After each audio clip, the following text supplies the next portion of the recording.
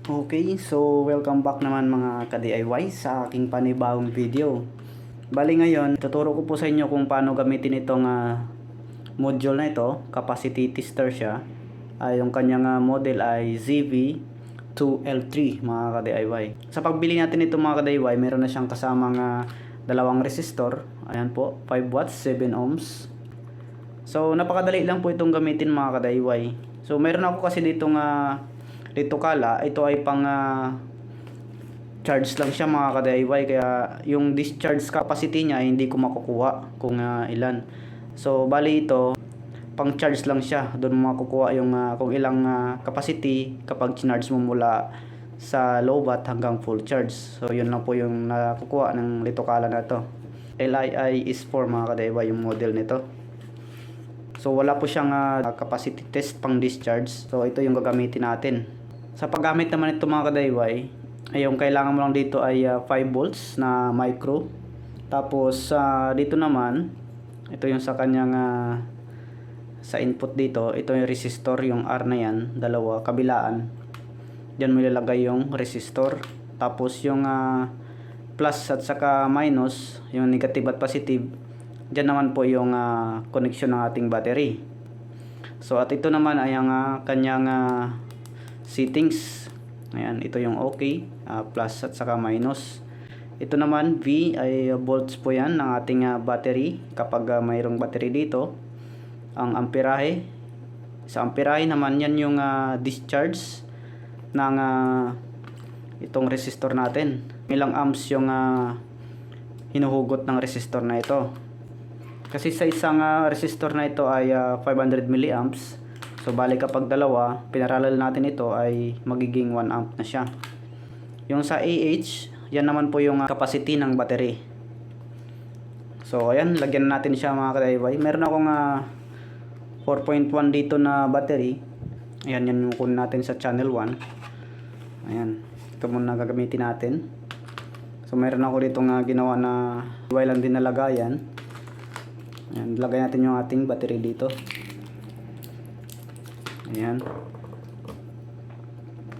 So unahin natin yung positive, lagay na lang natin dito. Kung makikita nyo yung plus sign, yan po yung positive ng battery mga ka-DIY. Diyan natin ilagay yung positive. Itong module na ito mga ka-DIY ay pang discharge lang po siya.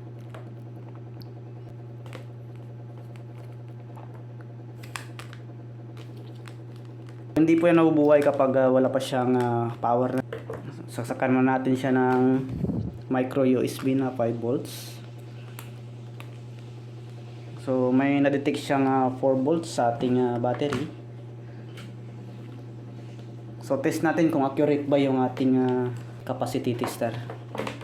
Test natin kung ilang volts yung battery. So ayan, bali 4 volts. Okay, bali tama naman siya. 4 volts mga ka-DIY ay voltahe po yan ng battery. Ayan, kung nakikita ninyo dito sa gilid, may B nakalagay, yan po yung volts. Ibig sabihin yan po yung voltahe ng ating battery.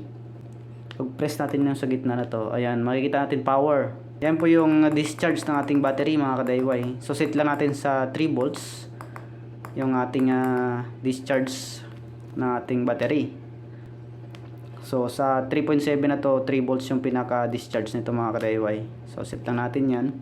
Tapos lagay natin yung kanyang resistor. Parallel lang natin ito mga ka-DIY. Pagdugtungin lang natin itong paa niya, kabilaan.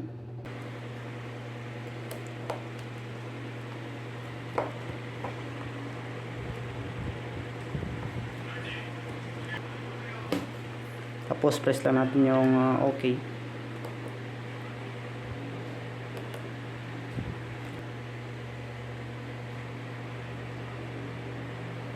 Ayan.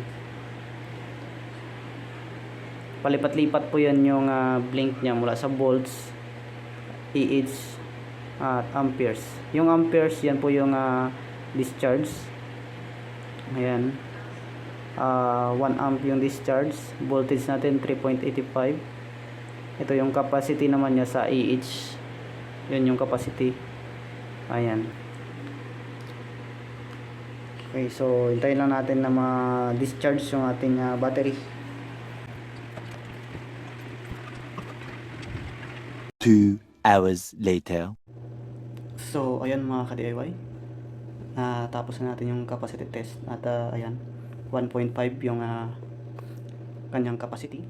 So, ayan mga ka-DIY. Bali, ganyan lang po yung pag-capacity test ng ating battery. So, sana ay may natutunan kayo sa video ito. So, kung abot ka sa video ito mga ka-DIY, huwag mo pong kalimutan mag-like at subscribe.